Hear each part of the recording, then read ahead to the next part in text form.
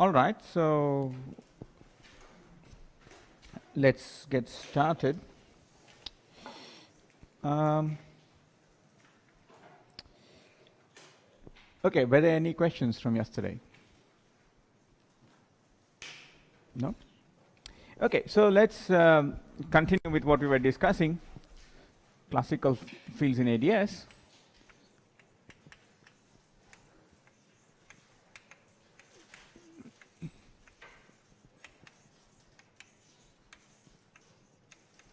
And I remind you that we were trying to solve the Klein-Gordon equation for some scalar field in this background.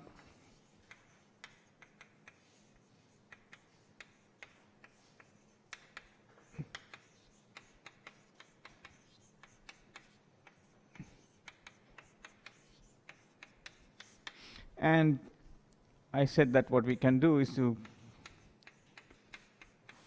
consider a Fourier basis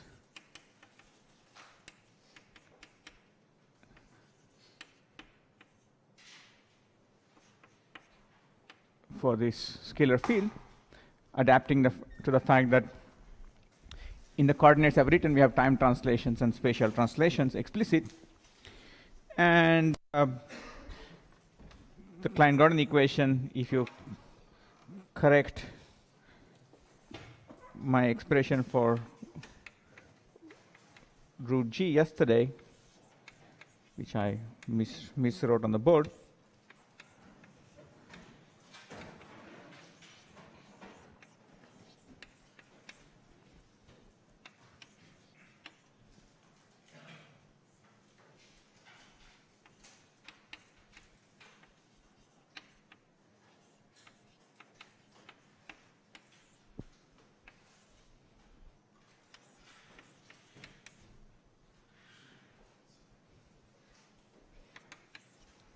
reduces to simple ordinary equation, differential equation for phi of z, where k squared is k mu.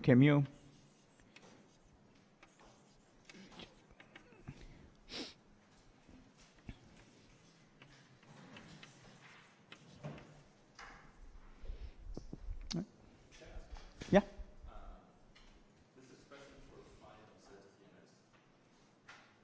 Yes. is that like a separation of variables? That's right. So I have used the fact that so phi is a function of all of the coordinates, but we have translational symmetry in the time direction and translational symmetry in the spatial directions. So instead of talking about the field for all components, Fourier basis where the modes decouple, where the modes at different frequencies and momenta decouple, and you can solve for each mode by mode. So it's a separation of variables indeed at the level of classical equations, but since it's a free field, we can study them mode by mode. Yeah? I was kind of expecting like an integral or something like that to sum up over all the modes. No, at this point, that we'll do that later. At this point, I just want to find a particular mode function. Yeah, if you actually want the full solution for a given set of boundary conditions, you will have to do a mode integral. But for now, let's just pretend we are finding one particular solution.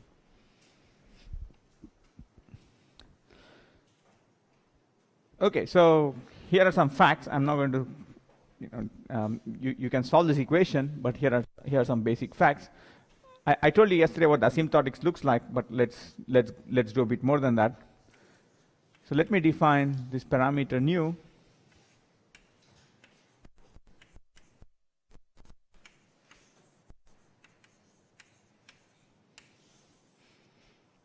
and had defined yesterday delta plus minus to be d over 2 plus minus nu.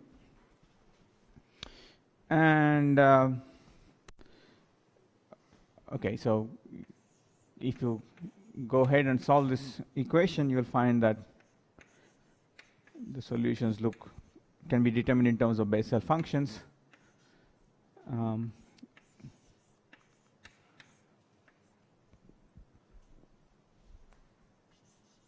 This is for space-like momenta.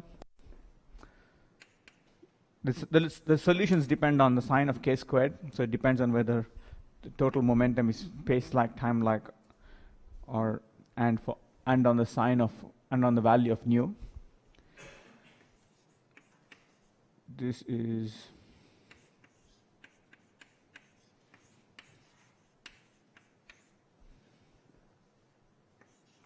for time-like momenta and nu not an integer. The solution is given in terms of Bessel, and unfortunately, when nu is integer, there's one complication. But there's a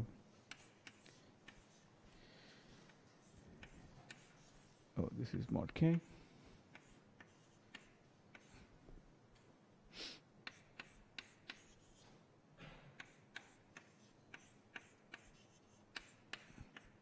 The precise functional form is not important. I'm just writing this down to show you that it can be done.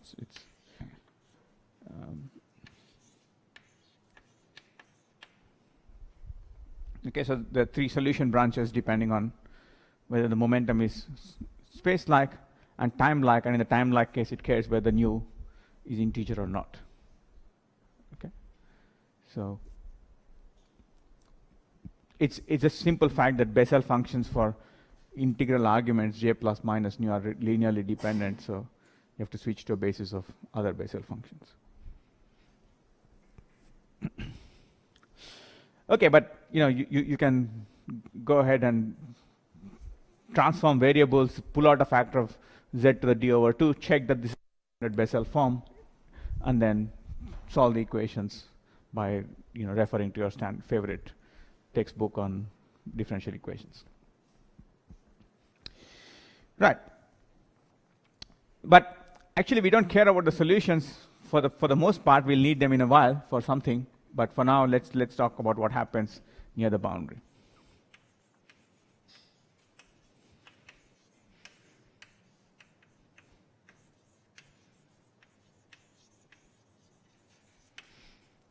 So we're taking z to 0, and the claim is the function phi of z asymptotes to one of 2 choices, independent of either of these 3 solutions. It just asymptotes to z to the delta plus minus, which you can sort of see by the fact that all of these will asymptote to delta plus minus. And delta plus minus is what I have defined here. So asymptotic behavior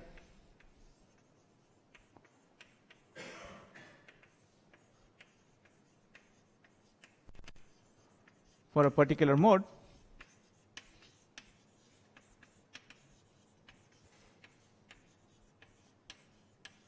is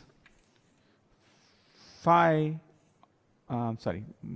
change my font, phi of t x and z. What was my notation? Z a t x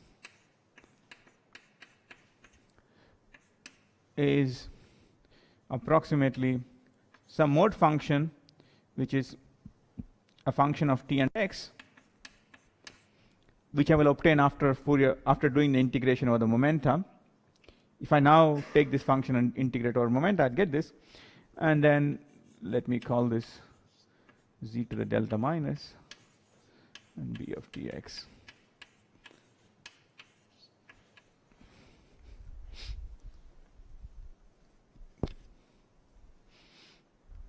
So at this point, we've done some elementary differential equations. Now I want to sort of tell you some physics lessons that we learned from this elementary differential equation.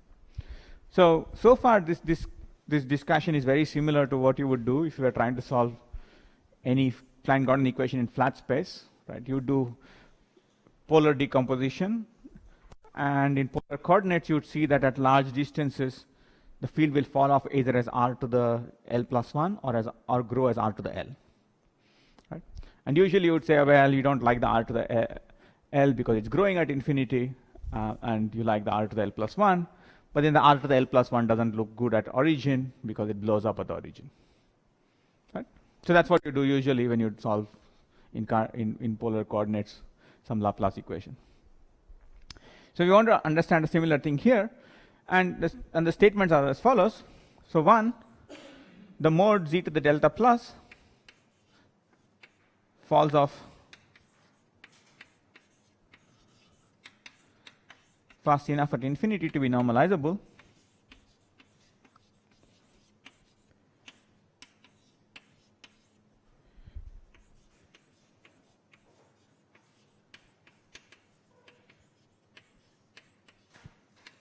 And here the statement is with respect to the Klein-Gordon norm, but it sort of conforms with the intuition that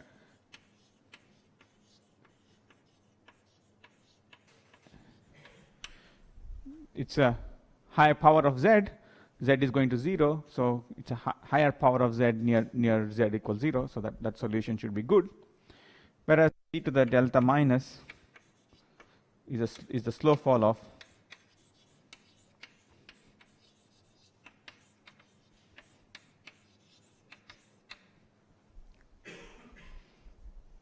and is not non-normalizable, and this is true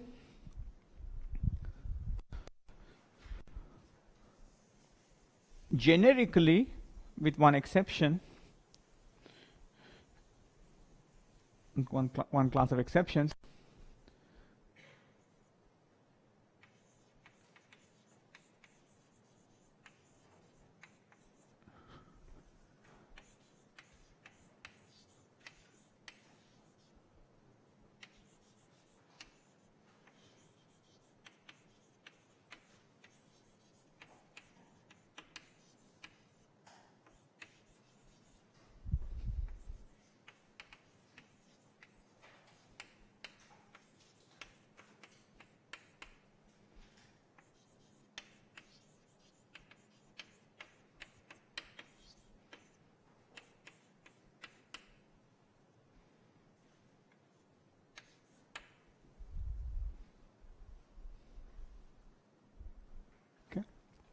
So if the mass of the field doesn't happen to lie in that window for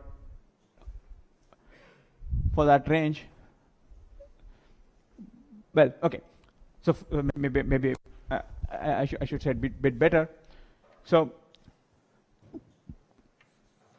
let me say it this way. So statements hold for the mass squared in ADS units being bounded from below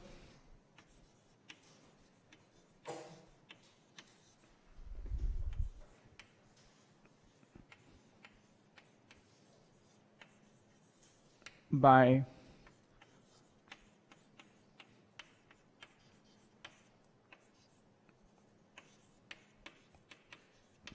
this value, that is, we want nu to be real.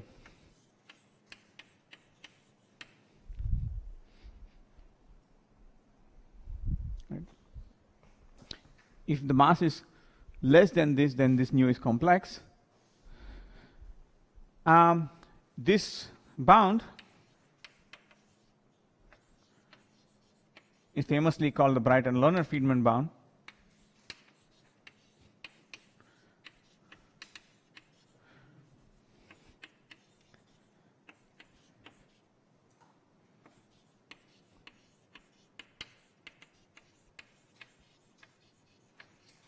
Usually referred to as the BF bound.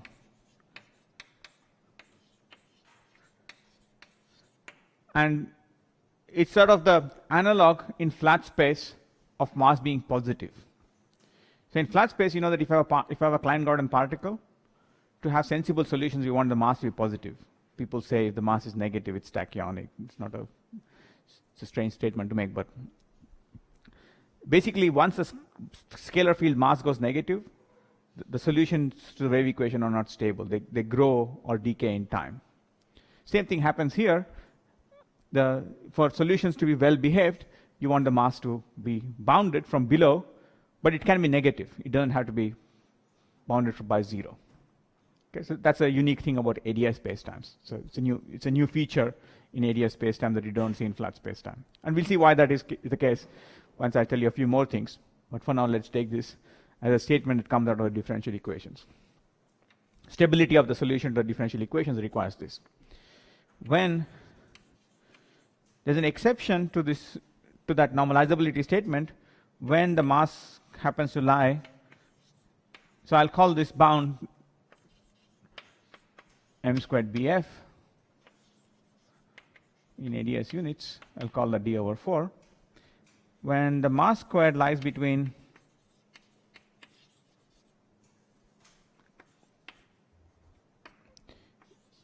the bf bound and the bf bound plus 1, both modes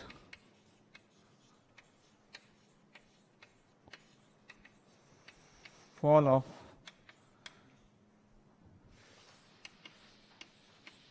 fast enough to be suitable, to be normalizable.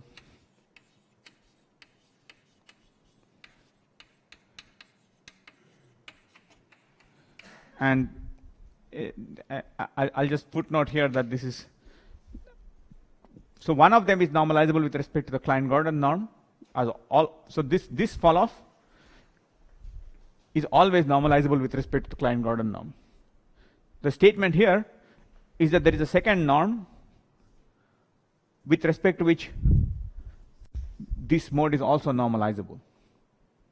Okay? It's not that they're simultaneously normalized with respect to the same norm. So the statement is you can do this, and this is important for one reason we will see in a second. What is the Klein-Gordon norm?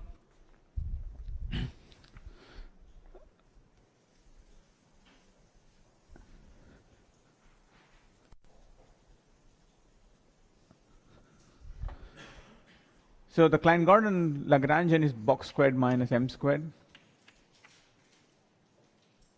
Sorry, let me write it a bit nicely. So the Klein-Gordon current, basically it's phi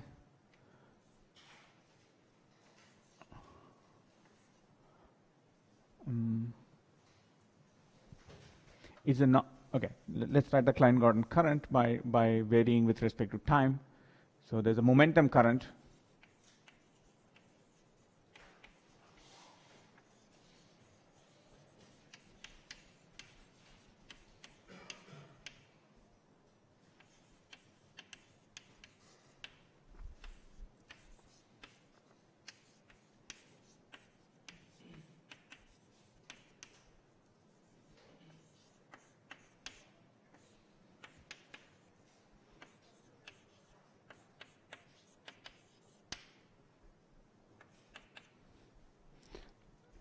Since we're in d+1 dimensions, and there's a current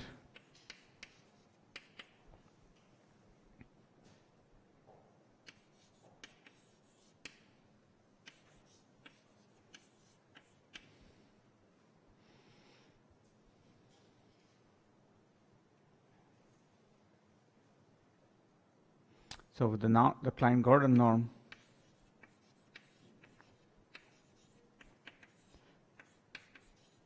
is the inner product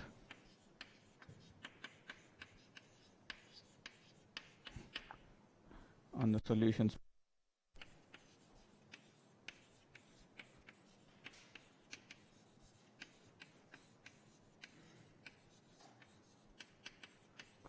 which respects this current. I might have a formula for it. I could derive it, but maybe it's faster to just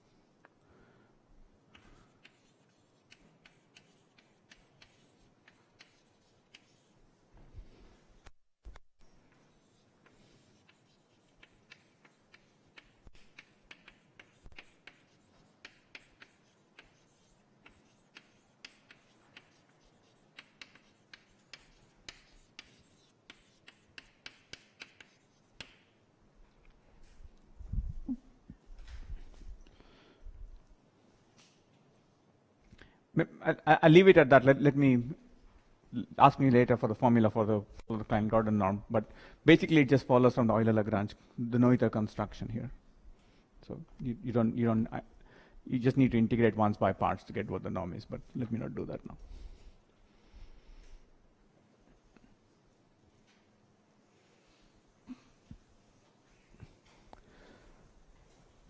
But roughly speaking, all I want to say is that whatever this norm, whatever the details of this norm is, the solution that I just erased in this domain, when you are in this domain, will just, the z to the delta minus, the delta z to the delta plus term will just integrate to a finite number in that space-time. Okay, so it's normalizable, you get a finite answer. Whereas here, z to the delta plus will integrate a finite number, but you can also choose your measure such that z to the delta minus term also integrates a finite number. Whereas if you're above this value, the z to the delta minus term will not integrate to a finite number.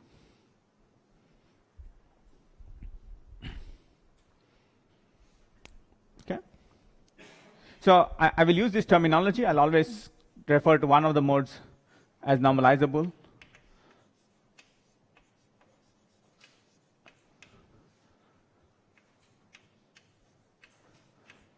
And non-normalizable respectively.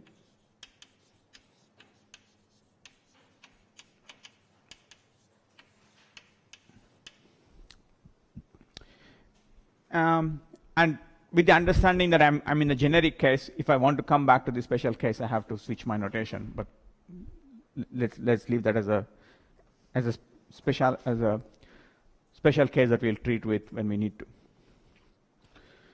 So what do these mean? So we argued yesterday that ADS d plus 1 has a boundary.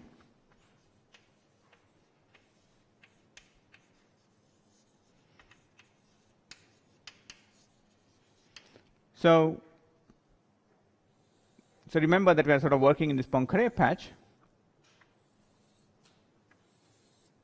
But I'll draw sort of the Poincare patch within a full ADS spacetime just for simplicity.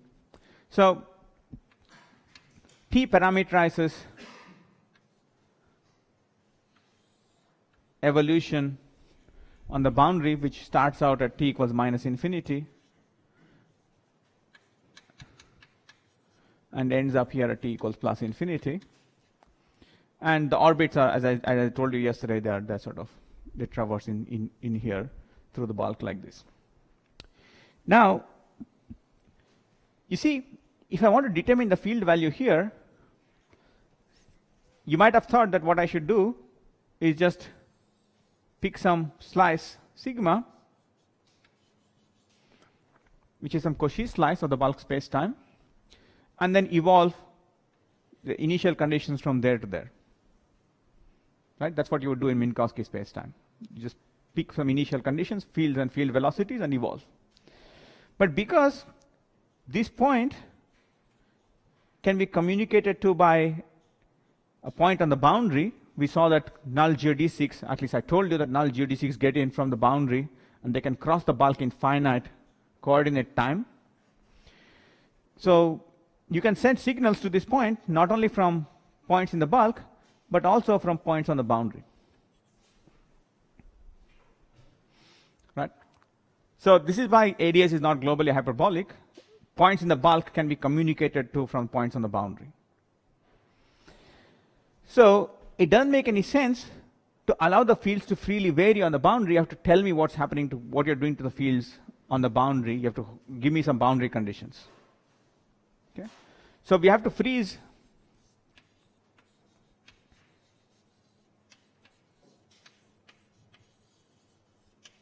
some modes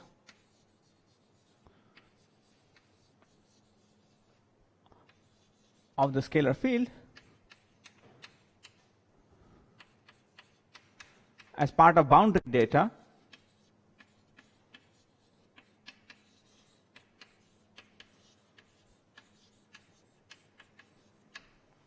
And what we're going to freeze is we're going to freeze the non-normalizable part.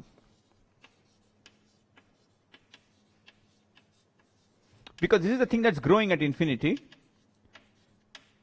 So this is what you get to fix. Okay?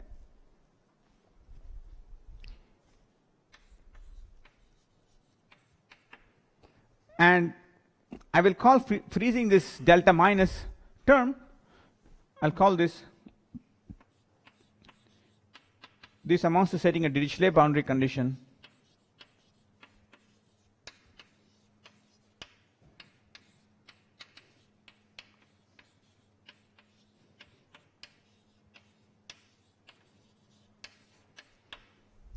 for phi at z equals 0. Okay. So what's being said is that we are solving this problem, so maybe I should draw a Klein-Gordon slice. We are going to fix the value of the field on the boundary,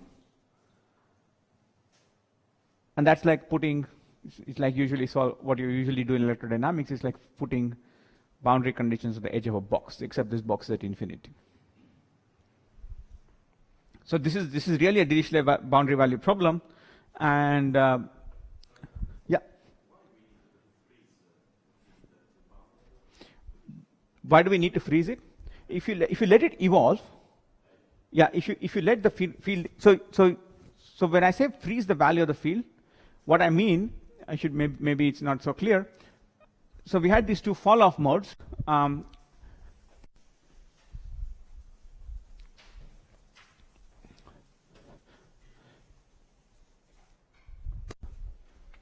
So our solution looked like this, right?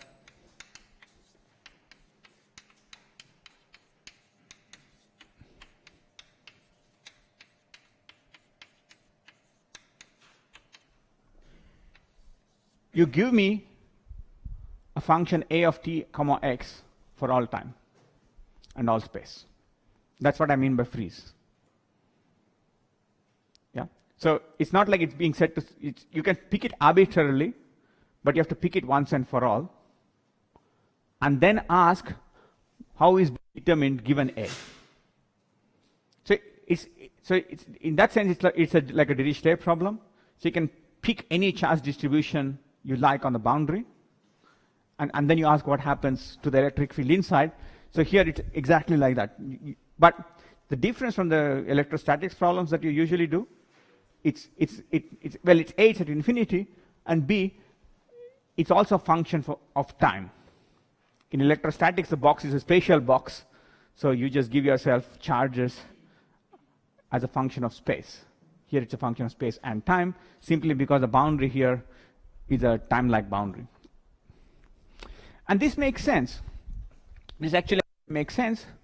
So this is part of the Dirichlet data, is the Dirichlet data.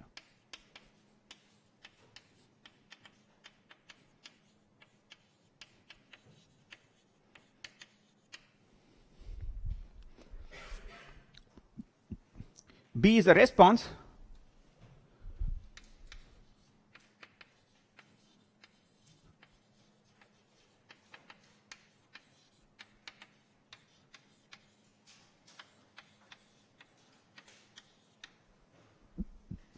And now let's give these guys interpretation.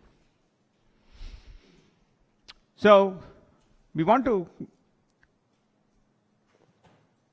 ask what do these things mean in CFT.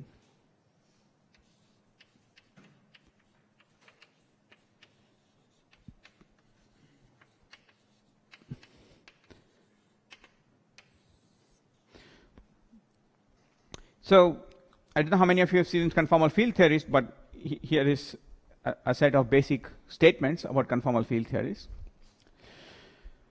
So usually we are used to talking about states with, if you like in quantum mechanics, with definite energy eigenvalues. We like to diagonalize the Hamiltonian and talk about states with definite energy eigenvalues. So in a conformal field theory, there are two facts that you can use. So using conformal symmetries,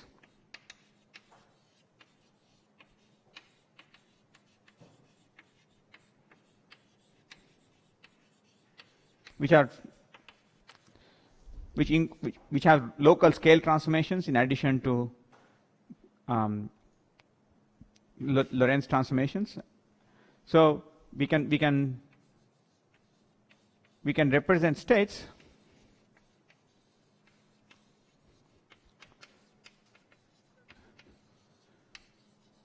by the eigenvalues. We can find a nice parameterization of states of what's called the dilatation operator.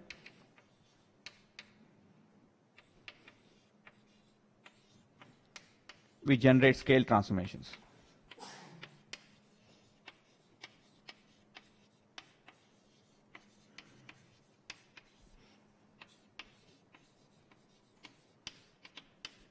So in the string theory class we just had, it's just the eigenvalue of L0 in 1+1 dimensions. Okay. So let me call those. Now the states. So conformal transformations first of all act nicely on the sphere.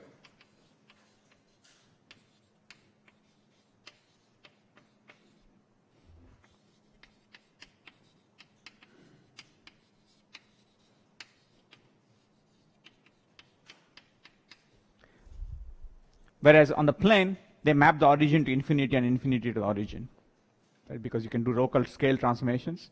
So if you do a local scale transformation, you can map the origin to infinity. And the states are defined here.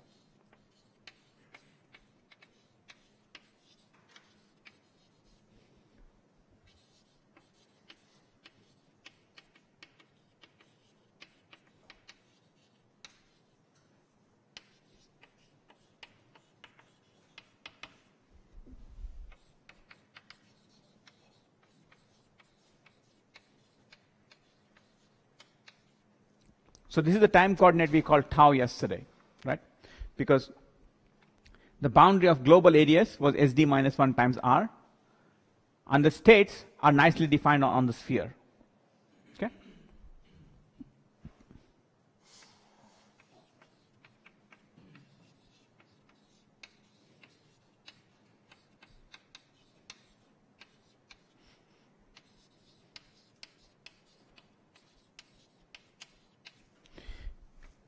We can map this space to the Minkowski space.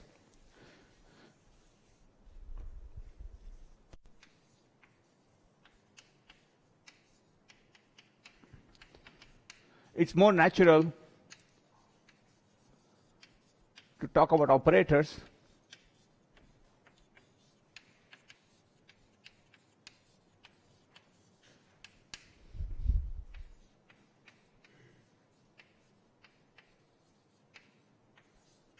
Which also carry quantum numbers.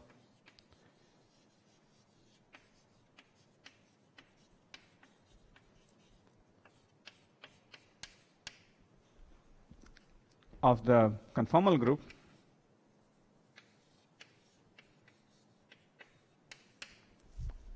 Okay. So these are quantum operators, but they are local. They're functions of t and x. Okay. So I'll just assert this. I won't describe this to you because it will take us far too long to talk about conformal field theory in detail. That there's a state conformal transformations, the conformal mapping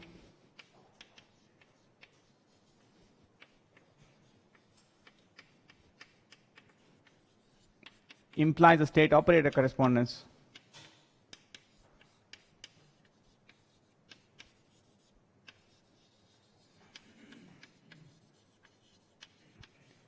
that is, given any state on the sphere, there's a corresponding operator which you can act, for example, at the origin of Minkowski space. Okay? So there's a way to go between states and operators. They carry the same quantum numbers. So it's without loss of generality that I talk about operators, not states. Okay. So this is some basic facts about conformal field theory. I think you probably might see some elements of this in your when you do the strings 2 course. But if you want further detail, just ask me afterwards. But the key thing we want to use for now is that O of t comma x. You know, I'm suppressing all its quantum numbers, so it could have Lorentz quantum numbers.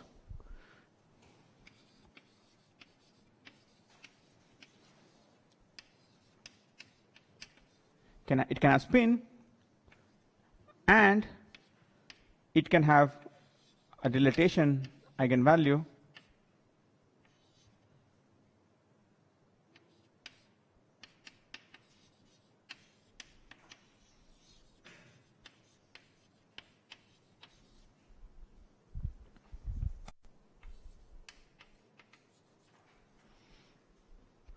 which I will call delta.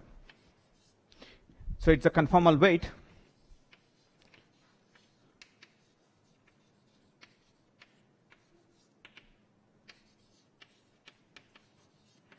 under local rescaling.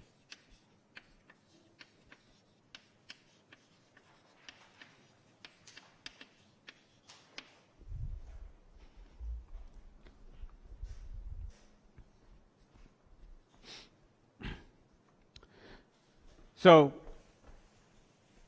let's just do a toy problem to be sure that we know what we're talking about.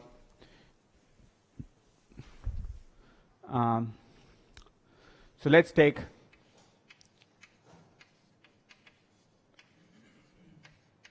four-dimensional Maxwell theory, which is classically scale invariant. So it's classically conformal.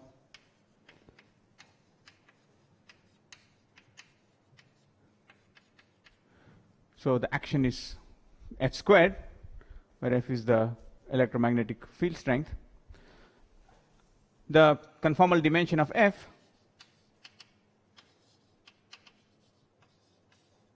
of A mu is 1, and conformal dimension of F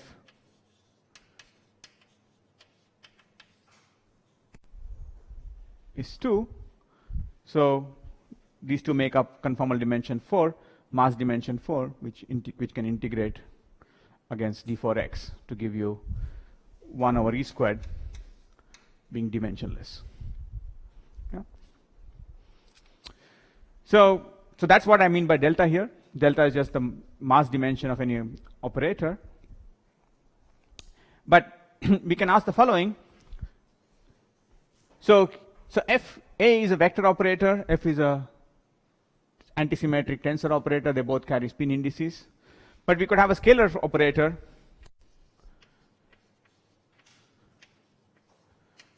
like F squared is a scalar operator of dimension 4.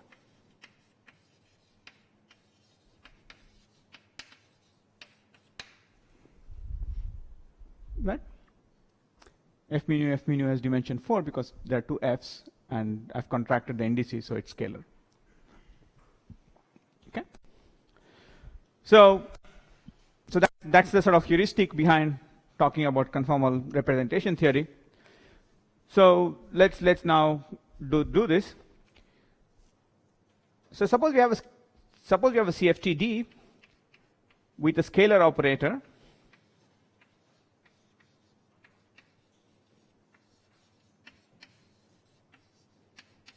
of dimension delta. So it has no Lorentz quantum numbers, so it's scalar. So we can take the CFT Lagrangian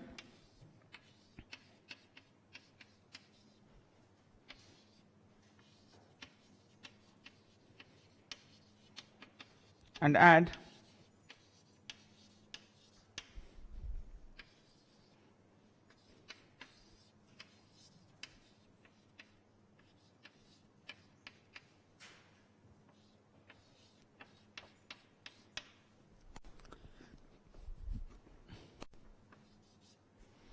So O is my scalar operator.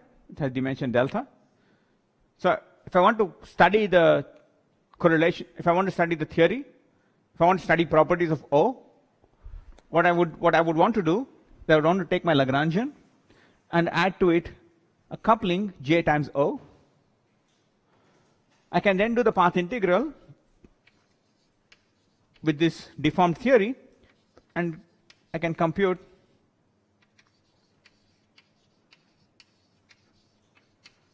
correlation functions of O.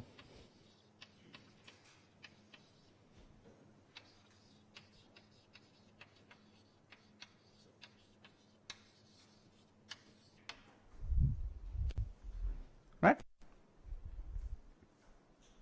So I could ask for what is the O 2-point function, what is O 3-point function, etc.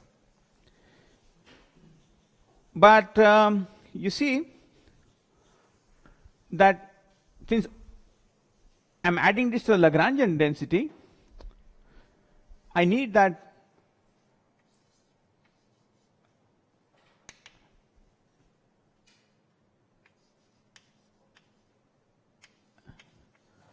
J has scaling dimension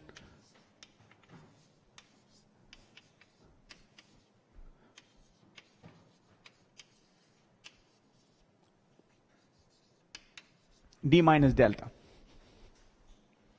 Right? Otherwise, the total dimension here, this total scaling dimension, the mass dimension here has to be d so that it can be integrated against d spatial dimensions. Because this integral has to be dimensionless. All the dimensions are buried in J. So J is like a coupling constant, but it's a local coupling constant. So it's been made a function of space and time. Right? So it's not like it's as if I've taken the 1 over e squared and taken it inside and decided to make it a function of local space and time coordinates. Good. So now let's look at these two are fall off again. Shucks, I shouldn't have erased this formula for the umpteenth time. But phi asymptotes to a z to the delta minus plus b z to the delta plus, and you notice that delta minus plus delta plus adds up to d. Right? Remember the delta plus minus were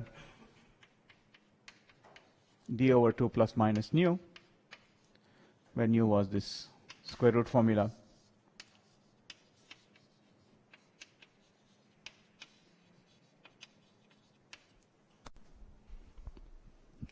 What this means is the following. We are freezing A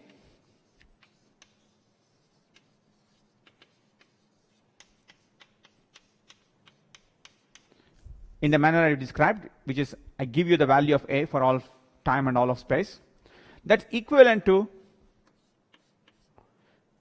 giving a classical source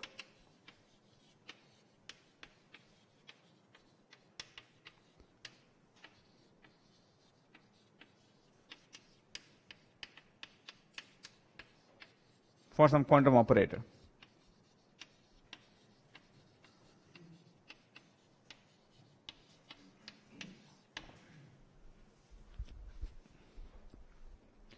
So for the scalar field phi, so the claim is the following now. The scalar field phi in the bulk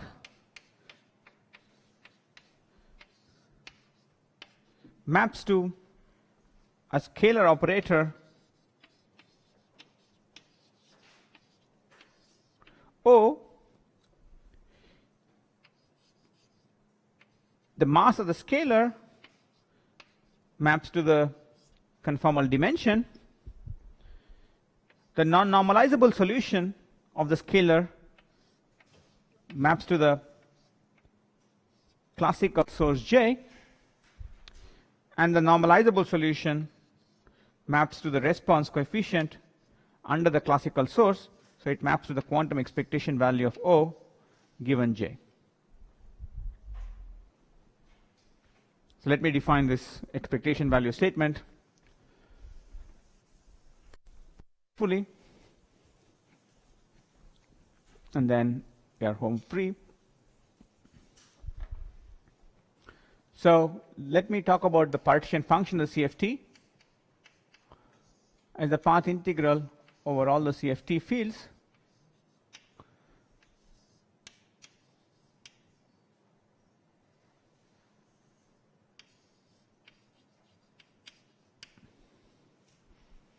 And the expectation value of O given J is 1 over Z.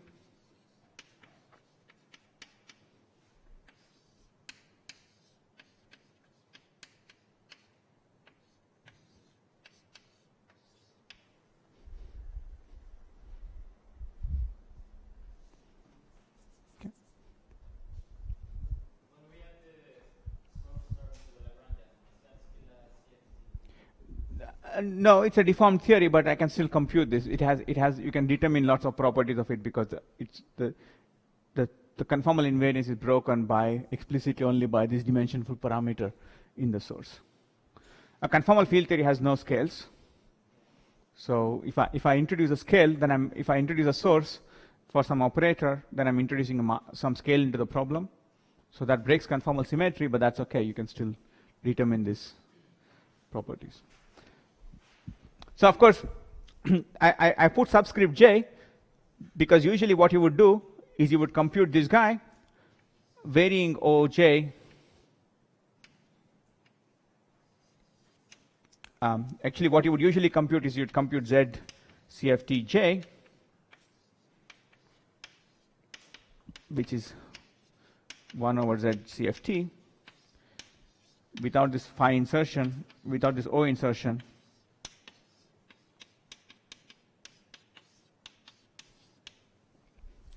And then you would get various correlators.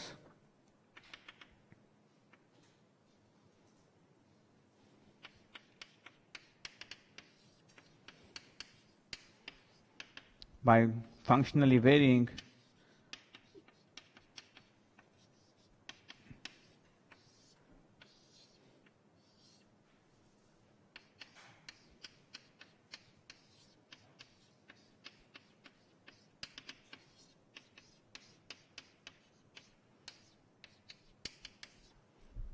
this gadget with respect to the sources and then setting the sources to 0.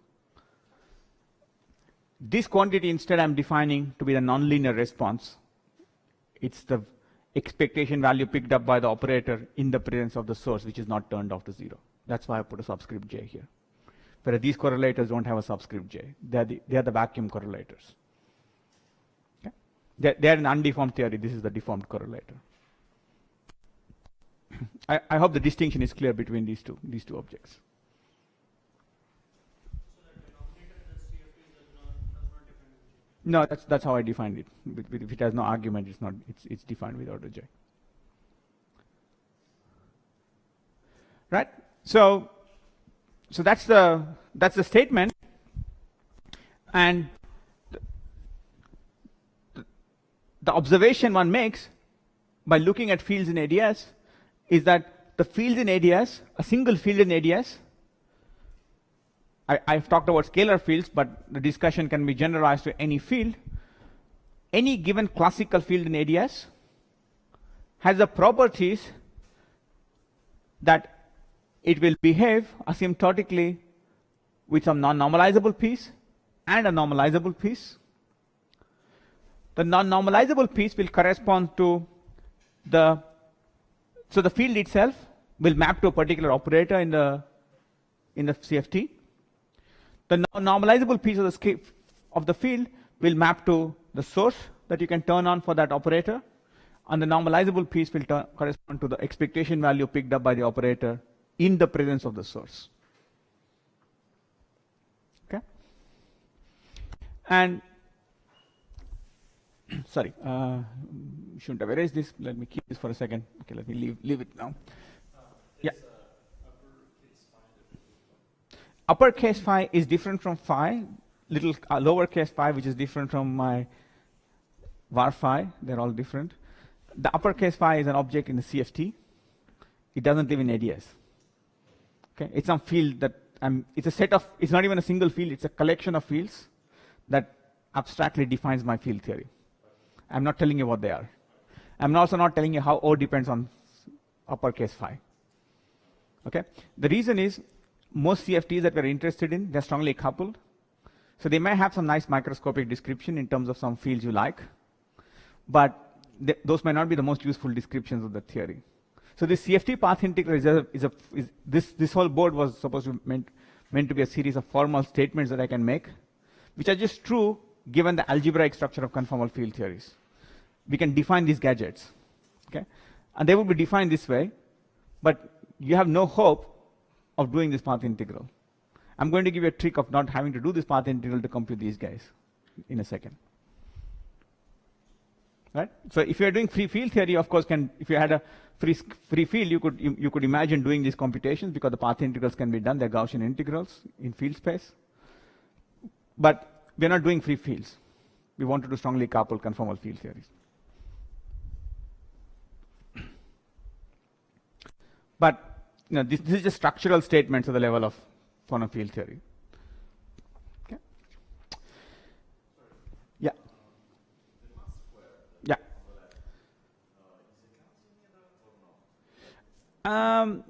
Well, okay. So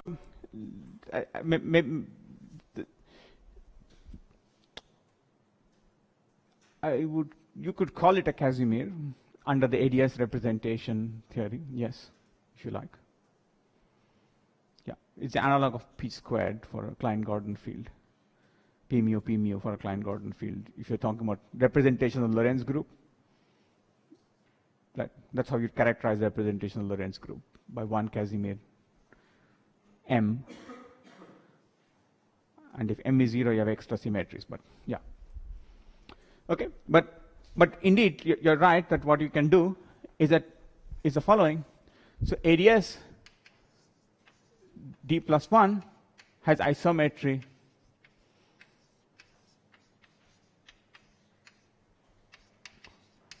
SOD comma 2, which is the same as the conformal field theory, global symmetry of its conformal field theory. So all ADS fields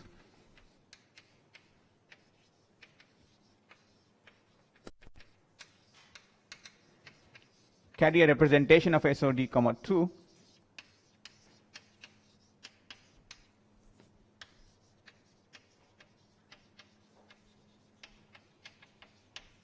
which are basically a conformal dimension and spins. You can organize XOD comma 2 representations this way. This is just a statement. And the number of spins depends on what D is, right? So, so you're used to 4 dimensions, and in 4 dimensions we have one spin, right? Because you can rotate in a single 2-plane. But if you go to higher dimensions, you can rotate in more 2 planes, so there are more spins. So that's the statement, which is also, whereas operators in the conformal field theory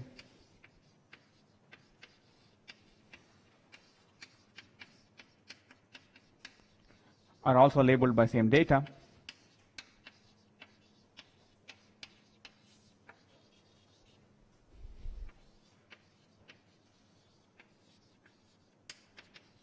So this is the isomorphism at the level of representation theory.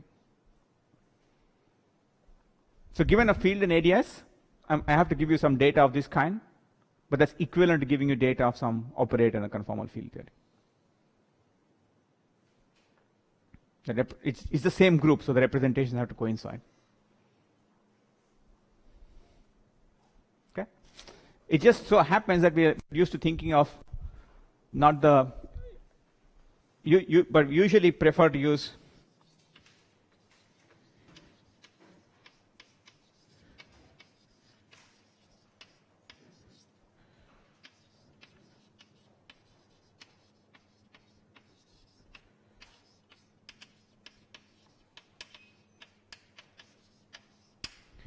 but which implies that there is a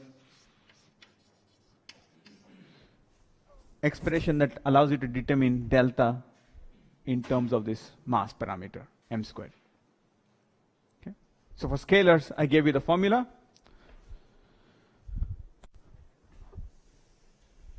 But a similar formula exists for other representations, other fields.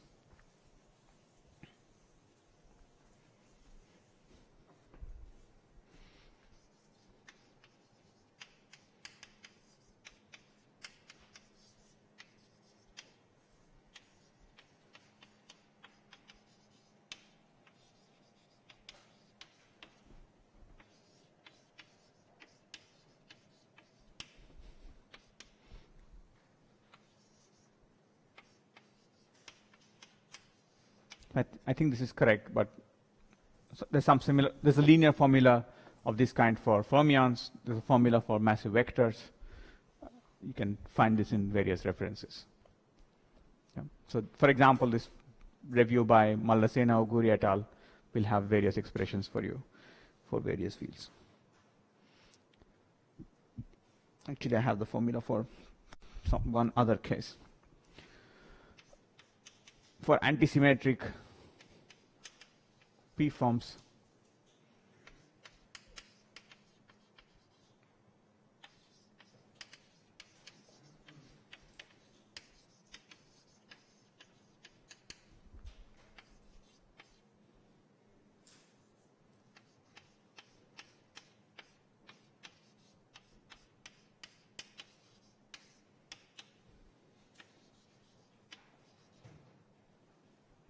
the formula is this.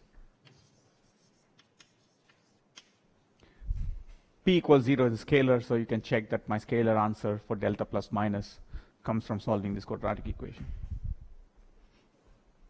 which is how I determined it by solving the characteristic equation for the ODE at infinity.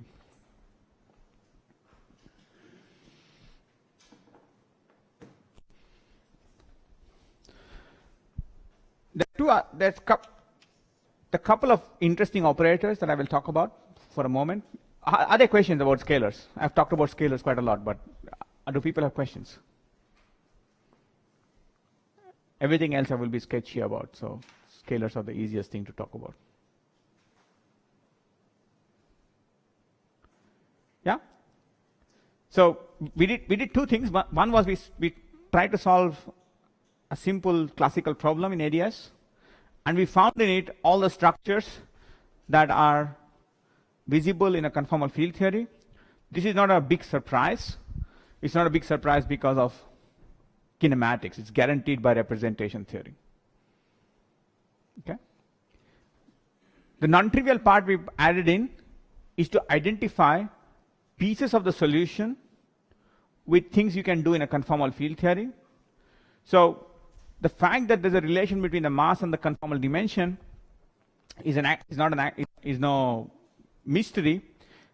The dynamical statement starts getting a bit more interesting when we start identifying asymptotic values of fields with the corresponding sources for the operators in the conformal field theory.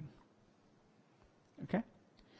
I will show you in a moment, in the next hour, that we can make an even more powerful statement, that you can ask yourself, what is the analog of an S matrix in ADS space-time?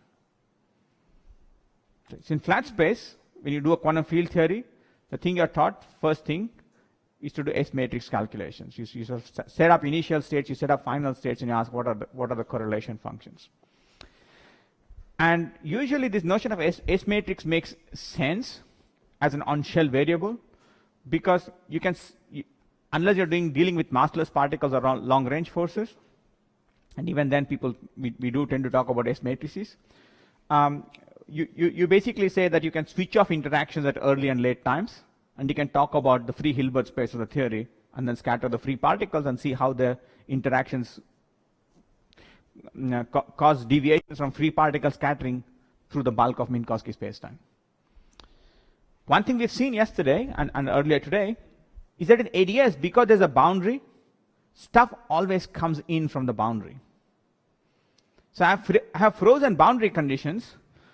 So there is no sense of asymptote of switching off interactions or switching off the information about the boundary at any finite time. This doesn't make any sense in ADS.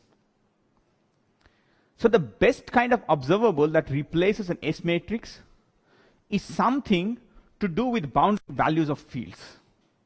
But they have to be done, you have to talk about things that are boundary values of fields, both in space and in time. You can't talk about early time and late time. You have to talk about something that's a function of the boundary values of fields for all time. Okay? And the claim is that object at the level of kinematics in ADS has the properties of conformal field theory operator correlation functions. Okay? So that's the statement we will make. And some people mistake this statement for the statement of ADS CFT. This is the least interesting part of ADS CFT, in my opinion. Okay? Because this is guaranteed by the geometry of ADS and the kinematics of the representation theory. Okay? So the analog of an S matrix in ADS is, I would say, correlation functions of boundary data, and the correlation functions of boundary data can be organized in terms of data of things that look like conformal field theory correlation functions. Okay? I will tell you what the secret sauce of which makes ADS CFT interesting in 2 seconds. Okay? So for that, I have to tell you one more thing.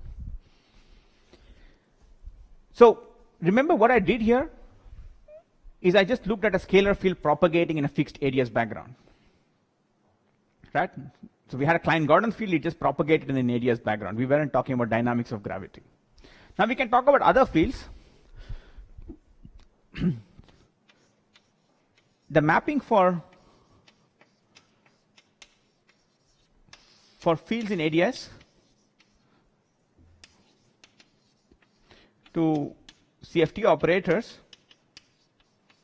is interesting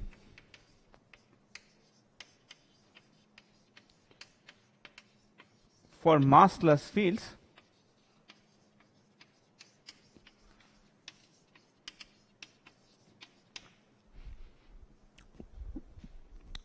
okay. So already for scalar this is interesting, but things that get more interesting for higher spin. So if phi has mass equals 0, then you see that delta is d. Right? Delta was d over 2 plus d over 2, so it's d. So this is a marginal operator of the conformal field theory. So it's still talking about scalars. If delta has mass less than 0, m squared less than 0, this implies delta is less than d, where it's relevant. And if phi is positive mass, you see that delta is bigger than d, so it's irrelevant in the RG sense.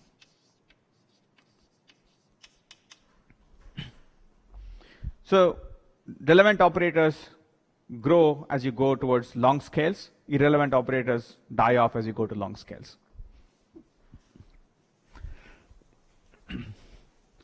The other statement to make is that we need m squared, m less than 0, negative mass squared, to allow for relevant operators.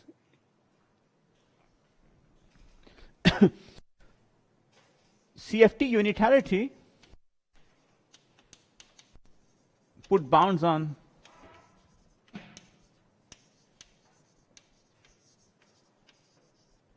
dimensions of operators.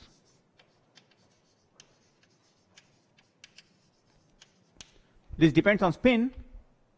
Delta for scalar operators has to be bigger than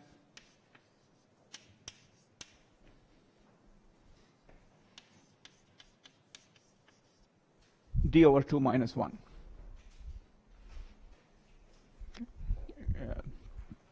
You can't have a, if you have a scalar operator in a conformal field theory, which has conformal dimensions smaller than this value, the theory has a Hilbert space with no with some negative norm states.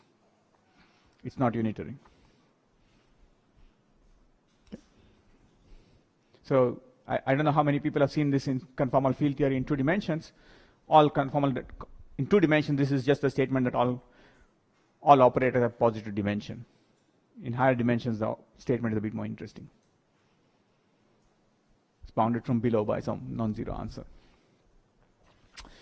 So delta plus, you can check, is bigger than or equal to d over 2 for m squared greater than or equal to m squared bf. And you can check that delta minus is also greater than or equal to d over 2. But now d over 2 minus 1, if when you are in this for m, and that happens for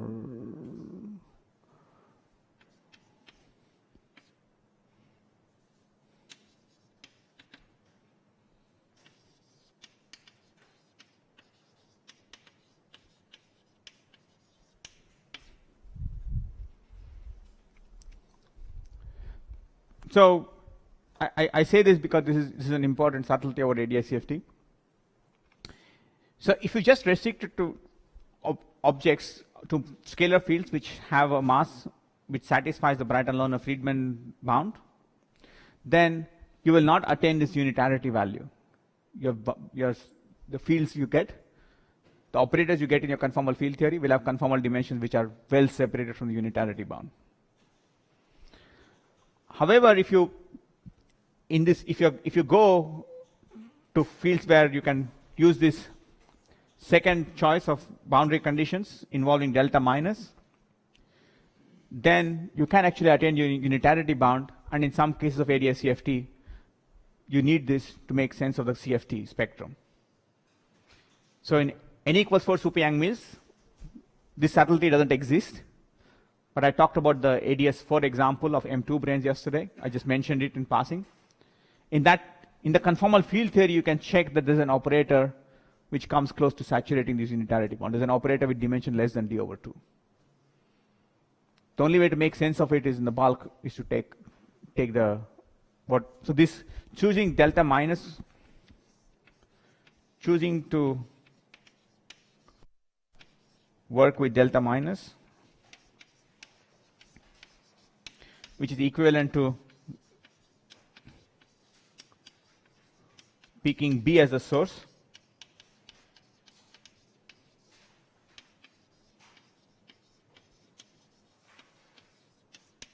is called alternate quantization.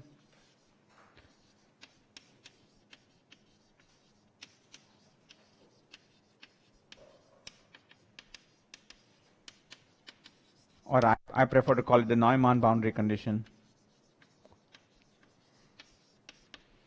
because it changes positions and momenta in an appropriate way of thinking about it. Okay, I emphasize that it only happens, only allowed as long as the mass lies between the Brighton-Lerner-Friedman bound and this Brighton-Lerner-Friedman bound plus 1. Sorry, I've dropped this L squared, so you have to be careful. Okay. So this is a side note to our general story. But that completes the specification of everything that you want to know about scalar operators in a conformal field theory.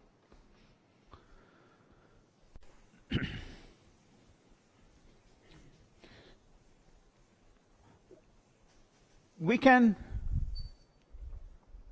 talk about other higher spin. So if you have a massless vector,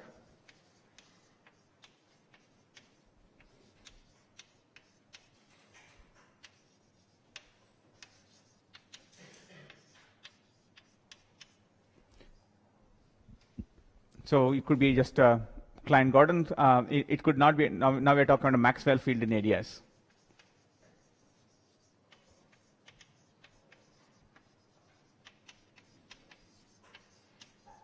So this would have an action.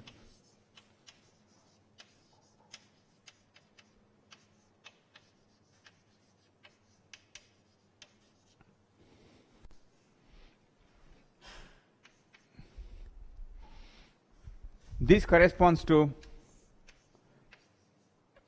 a conserved current.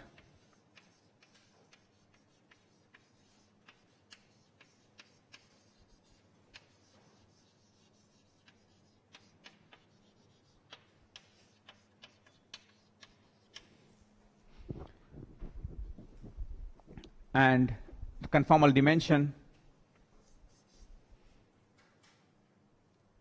let me call this conserved current J mu.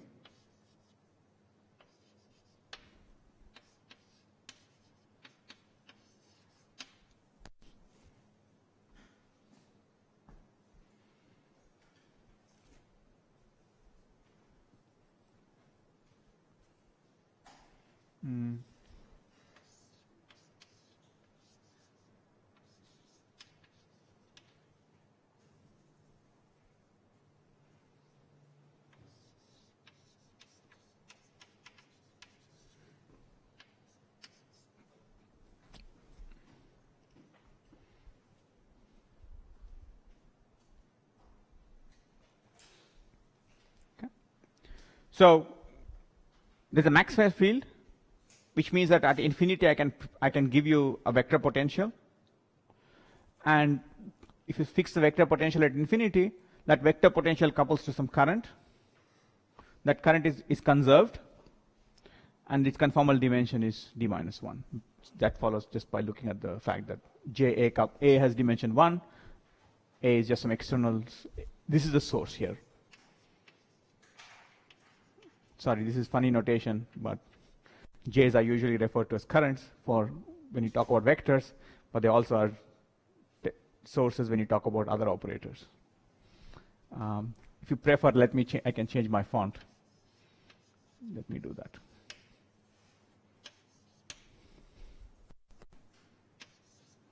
That would be a bit more clear. Okay. You're probably wondering why something funny happened here.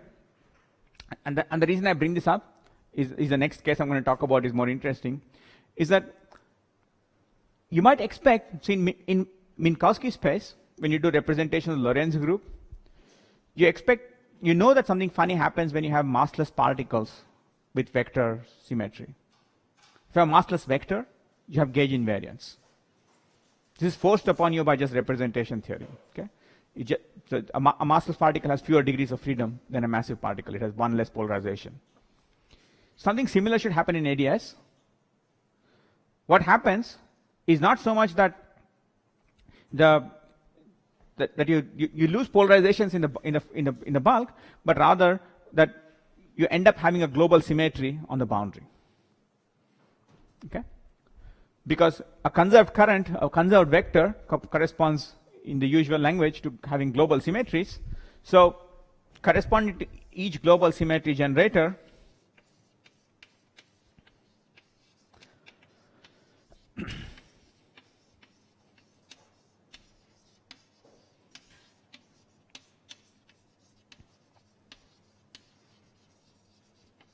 in the conformal field theory, there must be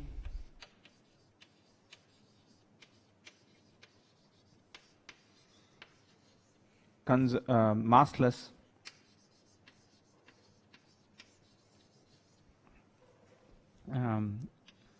spin fields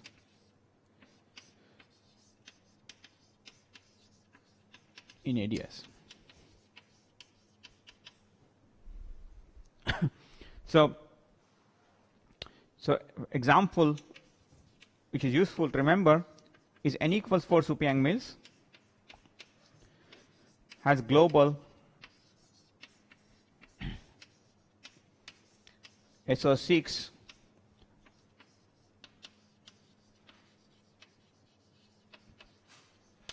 R symmetry. This follows from the supersymmetry of the theory, which implies that there's an SO6 gauge field in ADS5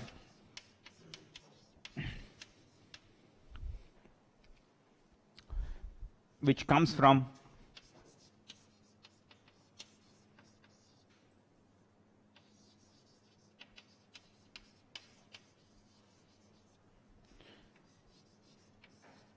modes on the S5. Okay, I won't go through this analysis, but basically the global symmetry can be thought of as rotations in this internal space in the S5, which is also SO6. And you can look at modes that do the rotations on S5 and see that they actually give you an SO6 worth of Yang-Mills fields in ADS. So the SO6 current of the field theory comes from fields that propagate on the S5. So if you have a particular field theory and you know what the global symmetries are, you want to engineer, you want to ask what kind of ADS CFT dual do you have. The one thing you have to match is that the internal space should admit all your symmetries, at least most of your symmetries. Some symmetries may be non-geometric, but most of them are geometric in this sense. The most important statement, which is what makes ADS CFT a bit more than just doing quantum fields in curved ADS spacetime, is the following. A CFT has in its operator spectrum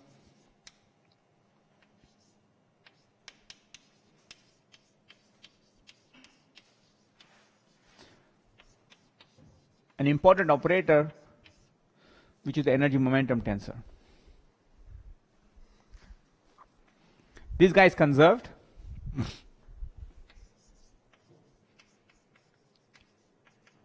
And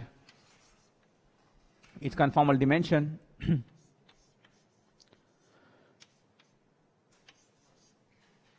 is D.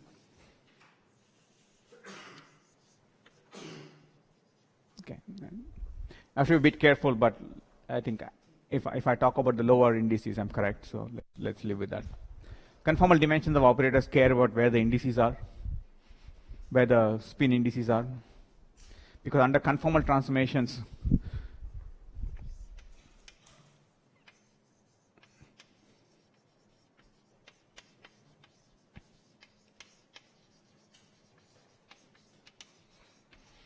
the metric goes to some local function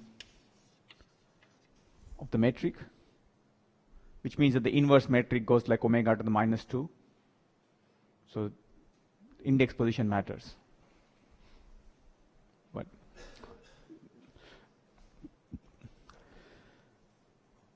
so what this means, so there must be a field. The field in ADS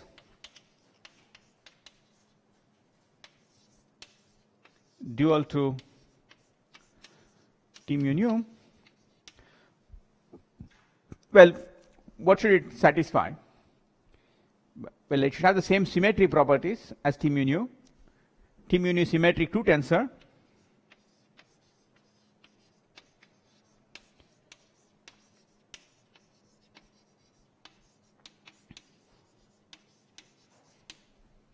T mu nu is conserved, so it should be massless.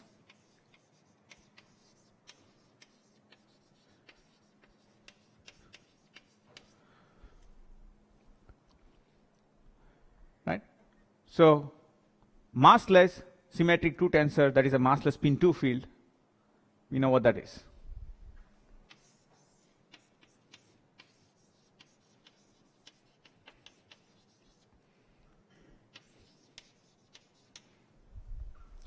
Let me use this notation. So the coupling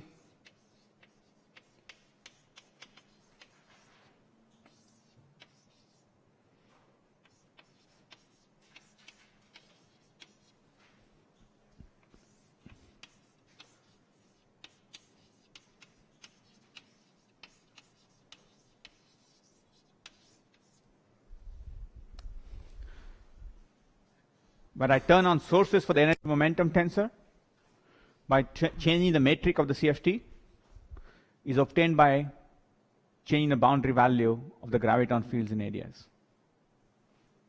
Okay, yes.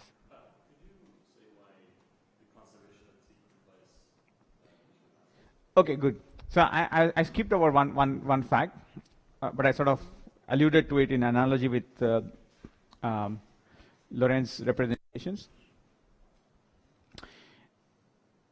See, when you have massless fields in just Minkowski space, if they're not scalars, if they're vectors, higher spin fields, then you naturally have conserved current. Then you naturally have gauge symmetry.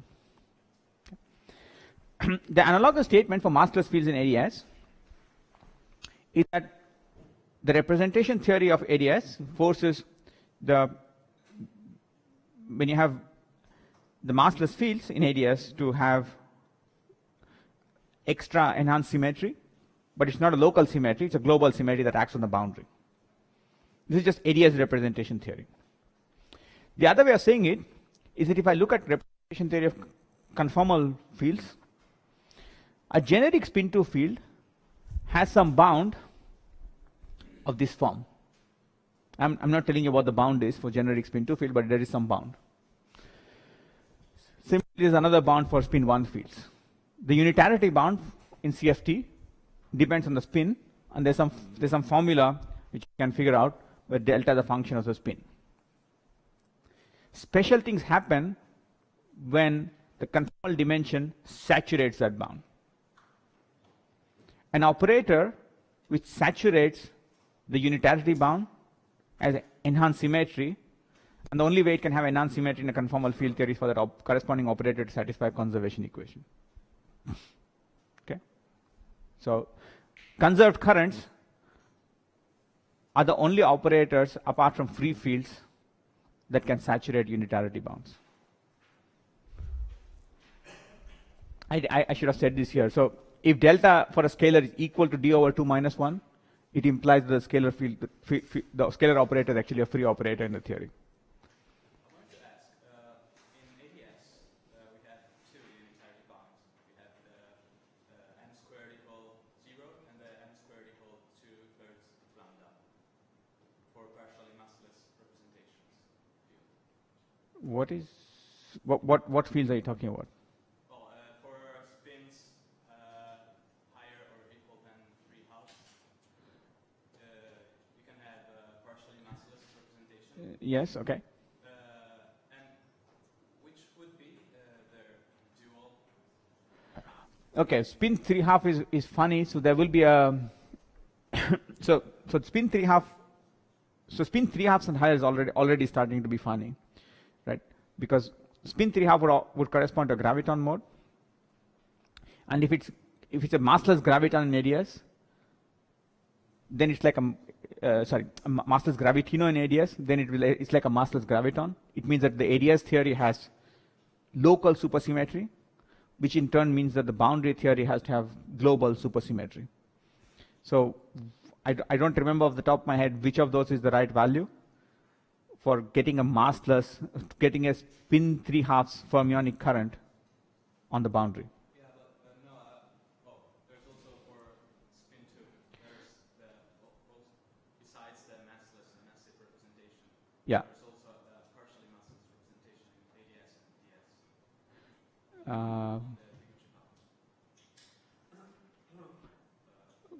That's a good question. I don't remember off the top of my head. 4 degrees of freedom instead of 2 or 5.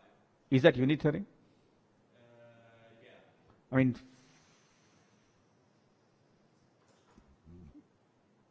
okay, maybe we should postpone this. Ask me afterwards. I don't know off the top of my head. So what I mean here is the usual graviton mode, which is massless.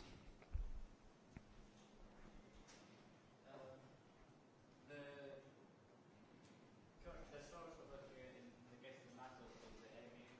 So is also the boundary value of the A and of the gauge field in the ADS? Yes. Mu is the boundary value of A in ADS. Yes. Yeah. So actually for mu I can write down the formula. AM of Z goes like A mu plus 1 over Z to the, Z to the D minus 1.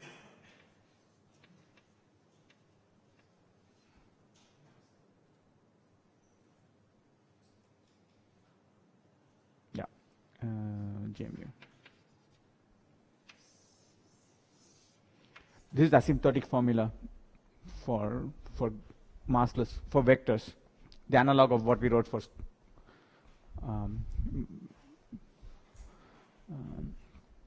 scalar fields. There's a constant piece, and then there's the fall off which goes like Z to the D minus 1. The constant piece is the source.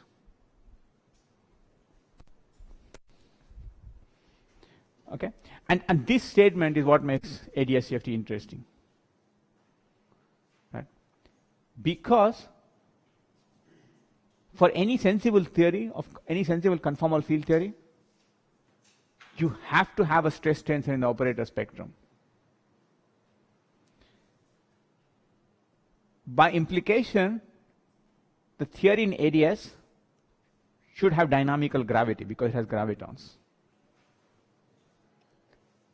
So if someone comes to you and tells you they have a theory of ADS-CFT where they're just doing various fields in ADS but never turning on gravity, you can tell them they're not doing ADS-CFT, they're just doing some kind of dummy representation theory.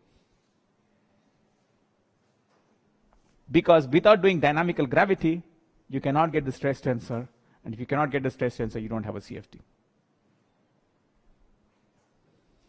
How do we get dynamical gravity? The metric in the ADS wall was fixed.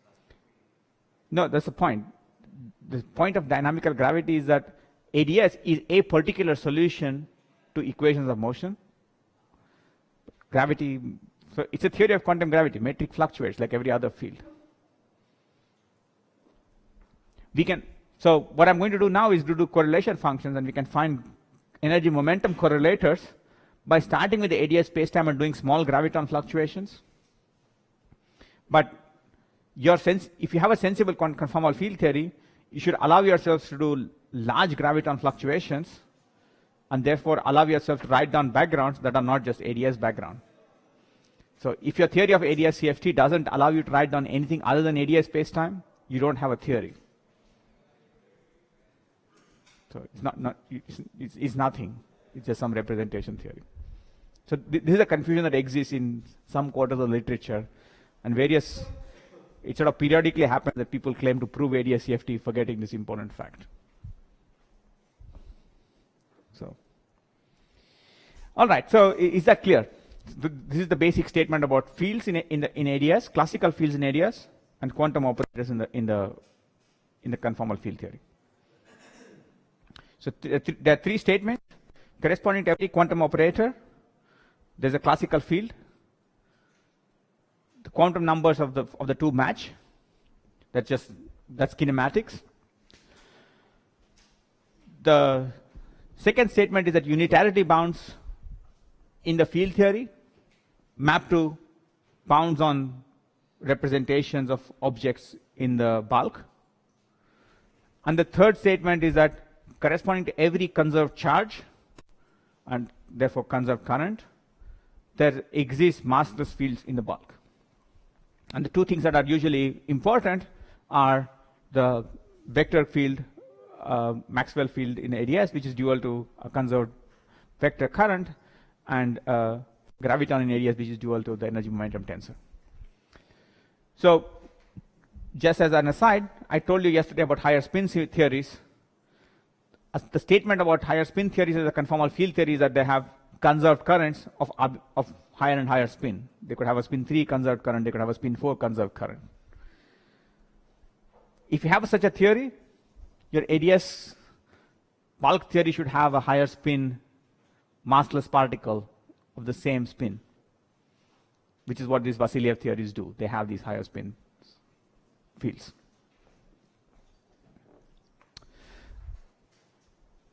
Okay, so I'm going to switch gears a little bit and try to compute correlation functions. So if you have questions about the mapping, now is the time to ask.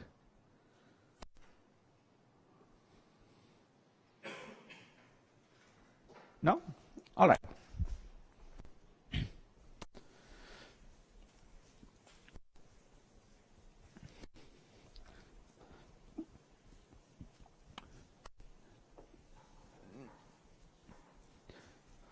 So far, I did everything working in Lorentzian signature, because that's what I like. And things are a bit easier to state there for me, but there's one essential complication that I don't want to deal with when computing correlation functions, so I'm going to switch signatures. So let's compute CFT correlators.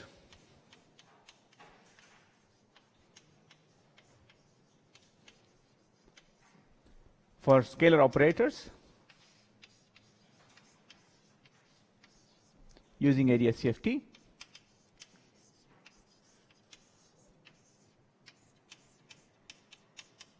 And I will compute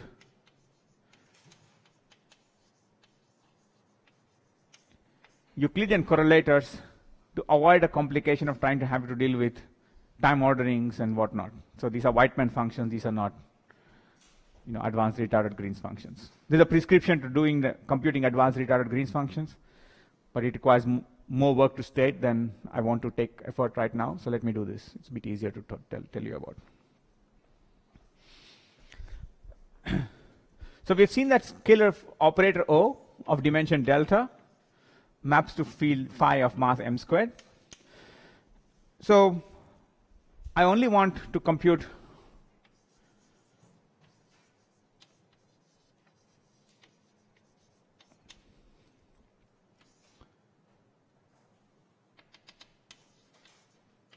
correlators of O. So I'm imagining that I've taken the CFT and added to it some source times O operator, which I can then differentiate. Okay, so this is Euclidean CFT. So let's look at propagation of phi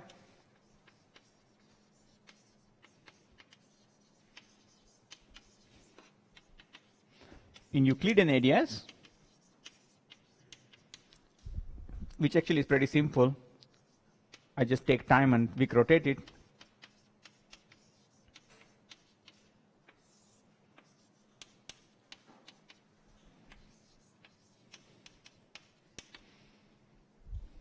And I'll henceforth drop this factor of L areas to stop cluttering up my notation.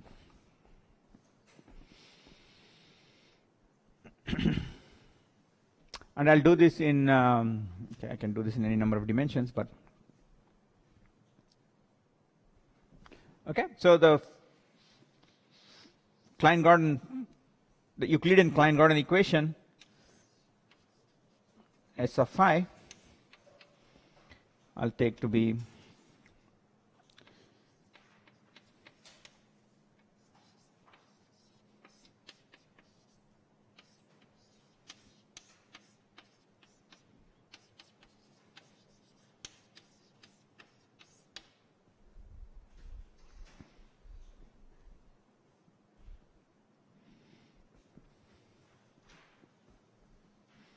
okay.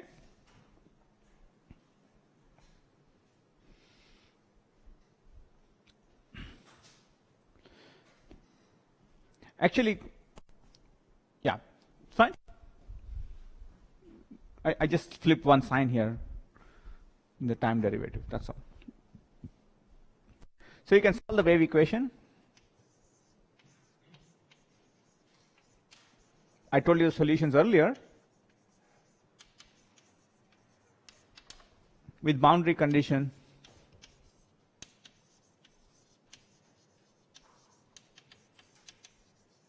that phi at z equals 0 and x is simply e to the I p dot x. If x doesn't have a vector in arrow on top of it, it's t and x.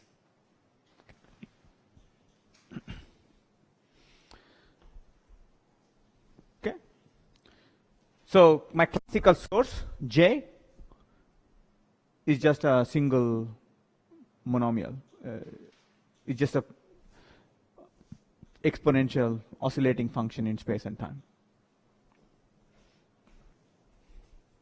So phi of z comma x, you can check, is basically p of z to the d over 2. Okay.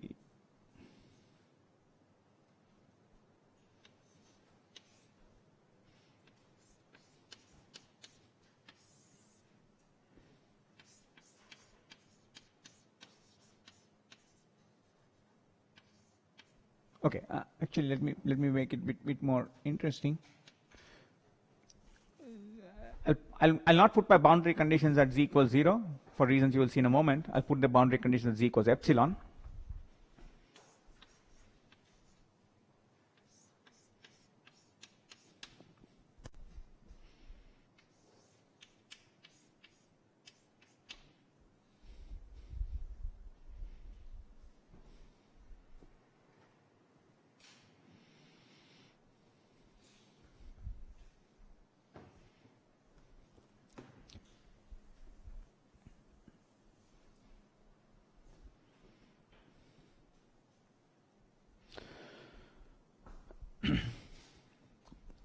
So that you can do in any dimensions, it's just rewriting the solution I wrote earlier.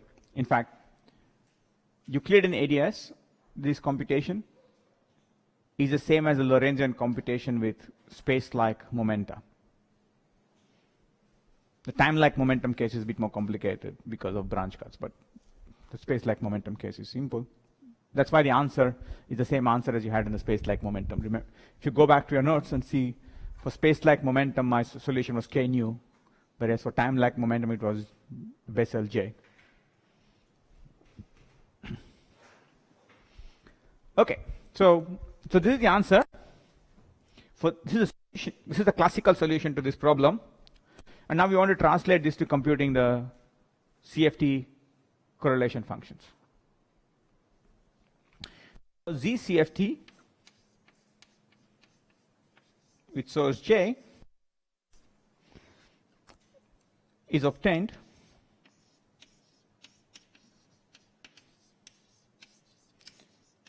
by computing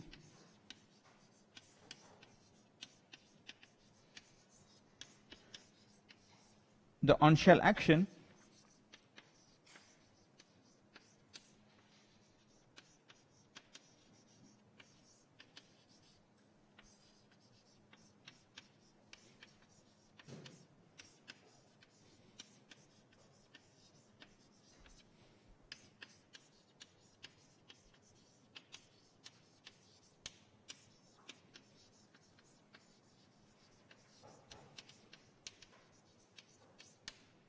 So once you've solved for the field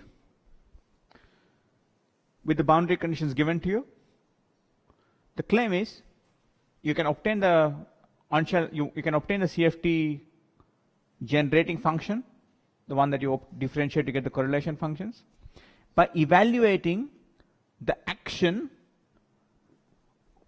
of the bulk theory. Okay, so here's the claim. In equations,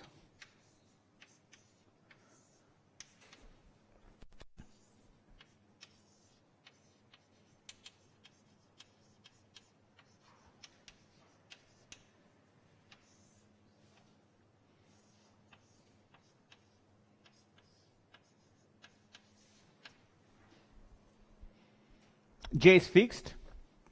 So given J, I solve for phi and then evaluate the on-shell action of the bulk theory. And I put the minus sign just because I'm working. So if it was Lorentzian space, I'd have to put plus, minus, plus I. So this is a WKB approximation of the bulk theory.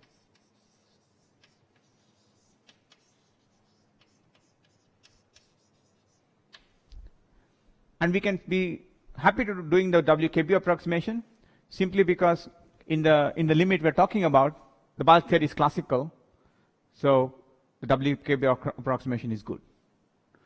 There might be some questions for which you have to do one loops around this WKB solution, but for what we are going to do, we are just going to do the WKB. So this is the prescription that was first proposed by Gapser, Klebanov, Polyakov, and then Witten soon after Maldaceno's paper, and we're going to try to use this to compute the 2-point. First we'll compute the 2-point function, and then we'll compute 3-point functions time permitting. Okay. So let's simplify to, let's focus on d equals 4.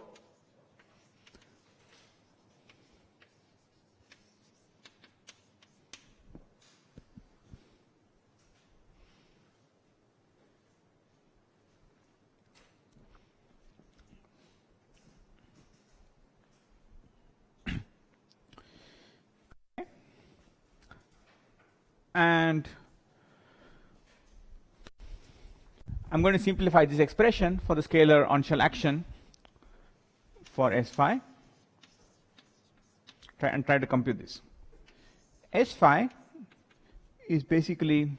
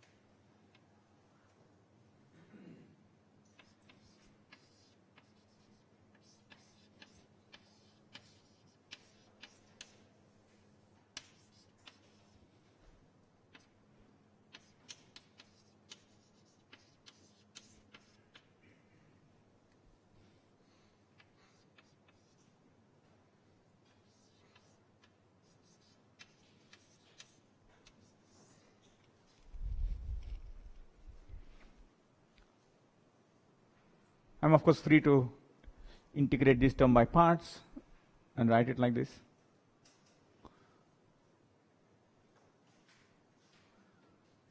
Yeah? But these two terms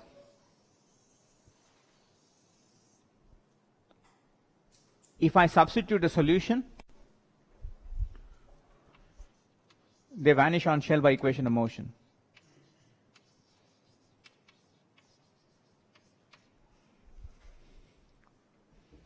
Because the equation of motion just says that Laplacian phi is m squared phi.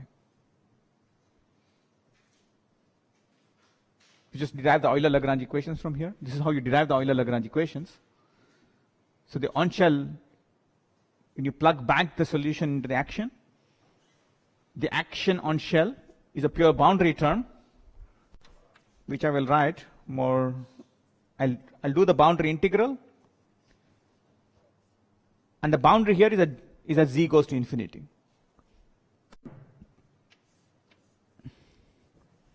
So the on-shell action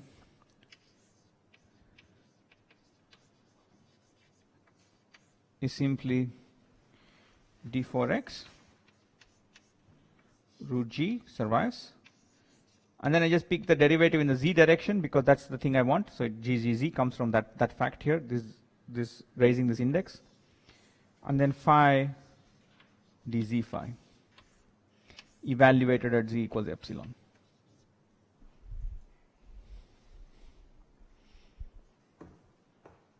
Is this part clear? Whenever you're plugging back solutions into an action, equations of motion tell you that things should cancel. You can always rearrange the action terms so that you have an equation of motion piece, and then you're left with just pure boundary terms. But this is easy to evaluate. See, I've told you what phi of z and everything else is. You just have to evaluate one derivative. You know the metric, and then multiply it by phi, and then that's your answer. And then you just have to do the Fourier integral.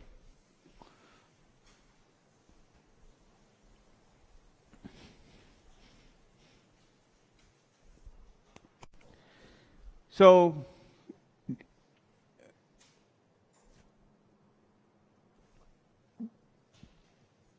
if I want 2-point function at 2 different momenta,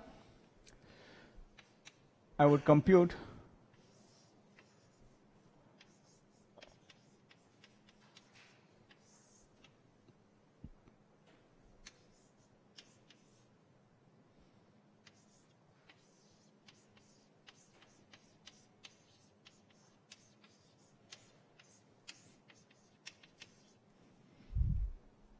this quantity, and I will leave it for you to do a bit of exercise involving Bessel functions, derivatives of Bessel functions, and their small z expansion to check that this guy evaluates to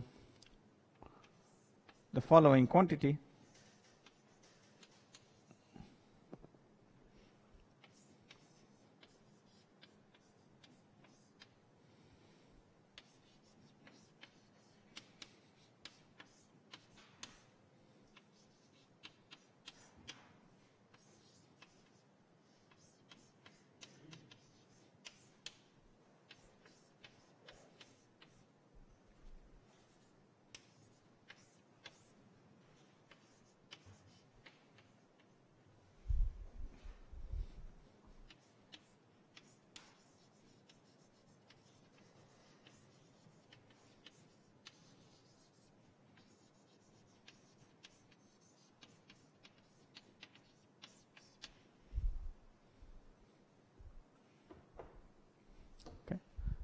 The series expansion of Bessel has gamma functions. All these gamma functions are not funny, they're just there in the Bessel function. The powers you can work out, these overall powers with one derivative end up conspiring to give you a 2 delta minus 4. I've written the answer in terms of delta, which is 2 plus nu in this case.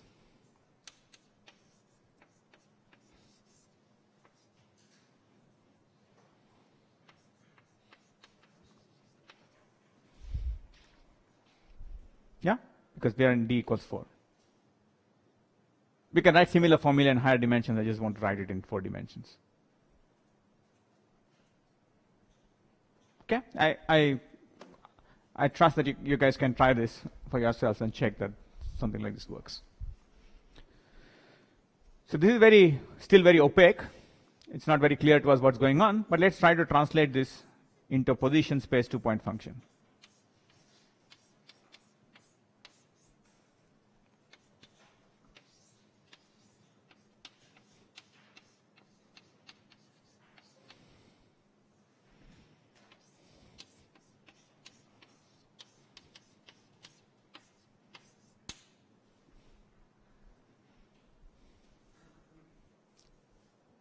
Okay, let me Fourier transform this answer, and here's what you get.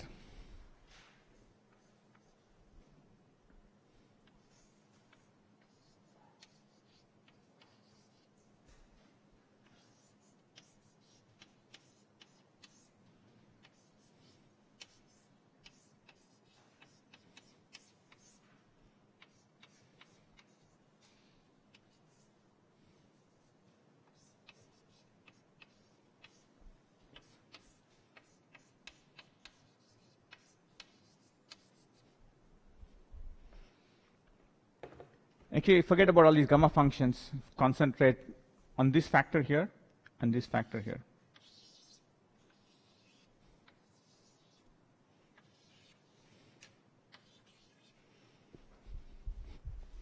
This you can sort of pretty much guess by the Fourier map, right?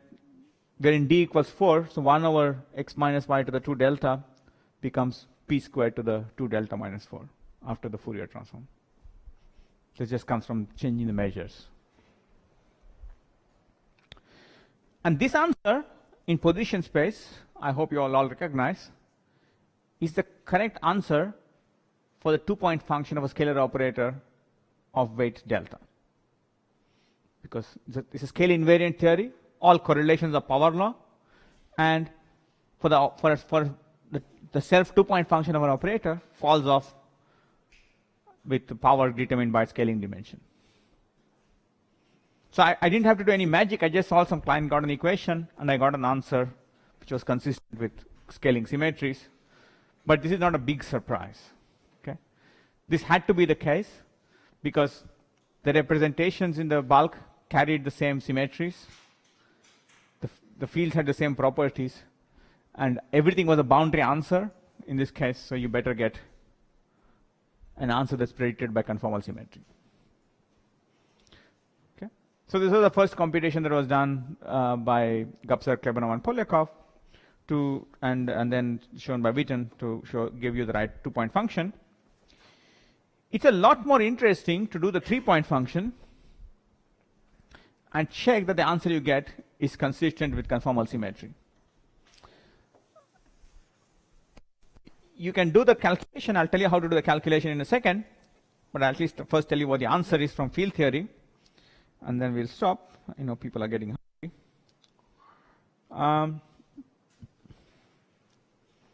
So for 3 scalar operators,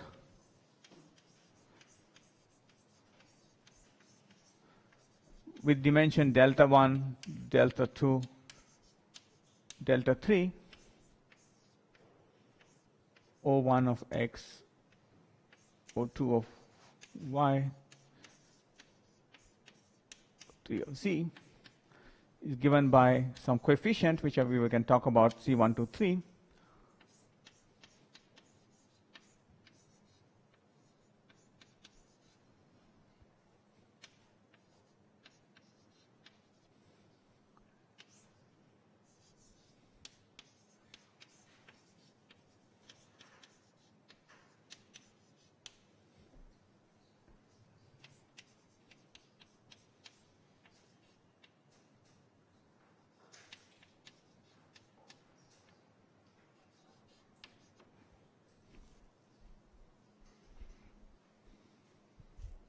This form is also fixed by conformal symmetry.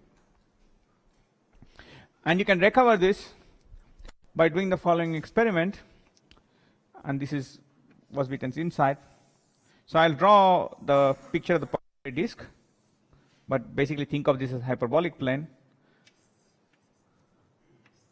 Think of it as a hyperbolic space in higher dimensions. So I have 3 operators inserted on the boundary, 1, 2, 3. I propagate them inside into the bulk.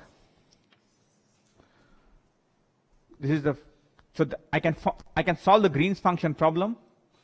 Given this source, I can solve a Green's function problem to find what the corresponding field is in the bulk, because it's a Dirichlet problem, so it's solved by Green's function.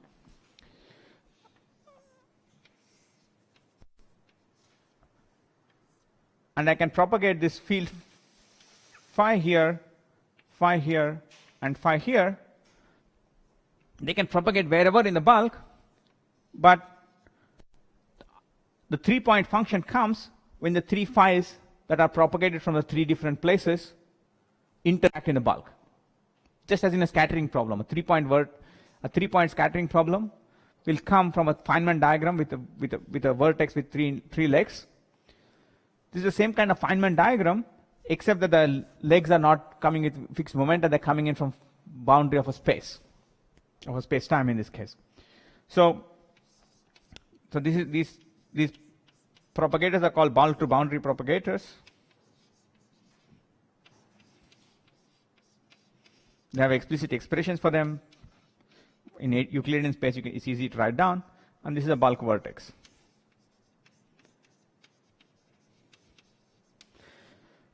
So I have some Green's function, let me call that G, bulk to boundary. For particle 1, I have G2, I have G3.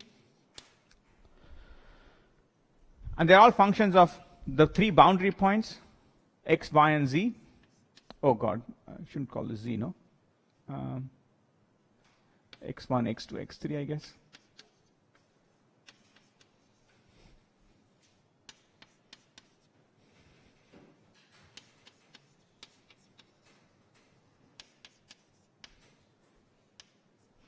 They're functions of x1 and the bulk coordinate z, x2 and the bulk coordinate z, x3 and the bulk coordinate z, and the bulk position x.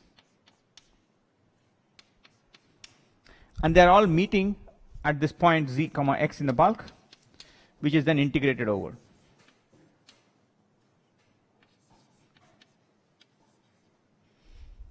With the right measure.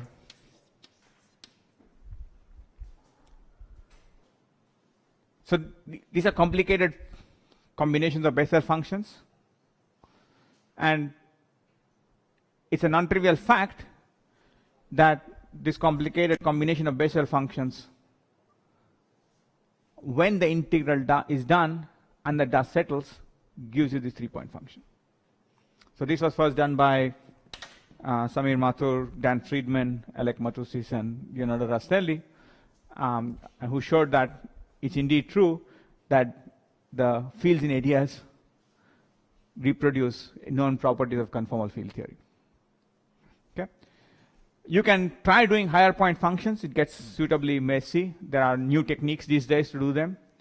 So if people who are interested, there's a nice story involving doing a Mellin representation of conformal field theory amplitudes, conformal field theory correlation functions, and how to think of those Mellin amplitudes in ADS CFT. But I won't go into that. I'll leave you to look at the literature.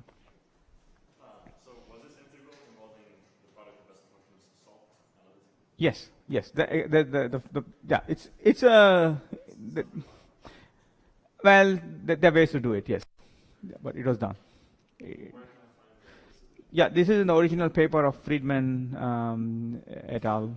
From spring of '98. Yeah, it should be mentioned in this review, but actually Doker and Friedman's review will go through it in some detail. Yeah, it's an interesting exercise in doing complicated integrals involving Bessel functions. It helps to rewrite the Bessels in terms of hypergeometrics and do the integral in terms of hypergeometrics. But yeah. Okay, so I think I should stop there. It's lunchtime.